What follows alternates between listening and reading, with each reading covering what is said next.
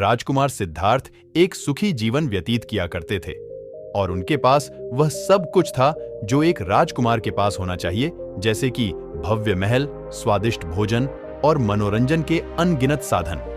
लेकिन राजकुमार सिद्धार्थ के भीतर एक गहरी बेचैनी थी। उन्हें दुनिया के दुख, बीमारी, बुढ़ापा और मृत्यु के बारे में जानने की तीव्र इच्छा थी। एक दिन राजकुमार सिद्धार्थ महल से बाहर निकलने का अवसर पाकर उन्होंने पहली बार दुख, बीमारी, बुढ़ापे और मृत्यु का साक्षात्कार किया। यह उनके लिए एक गहरा सदमा था।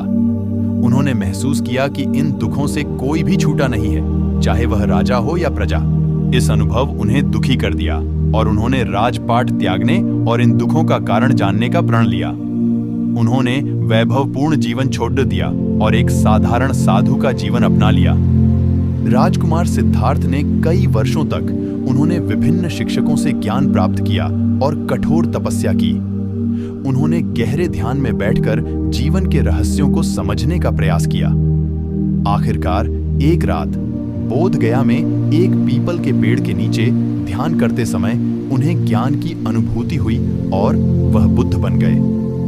बुद्धत्व को प्राप्त करने के बाद उन्होंने अपना शेष जीवन दूसरों को दुखों से मुक्ति का मार्ग सिखाने में लगा दिया। उन्होंने 4 आर्य सत्य और अष्टांगिक मार्ग की शिक्षा दी, जो दुख से मुक्ति का मार्ग प्रशस्त करते हैं। गौतम बुद्ध की कहानी हमें यह सिखाती है कि सच्ची खुशी भौतिक सुखों में नहीं, बल्कि ज्ञान और करुणा के मार्ग पर चलने में मिलती है। वे हमें यह भी याद दिलाते हैं कि कठिन परिश्रम, दृढ़ संकल्प और सहानुभूति के माध्यम से हम अपने जीवन में किसी भी लक्ष्य को प्राप्त कर सकते हैं।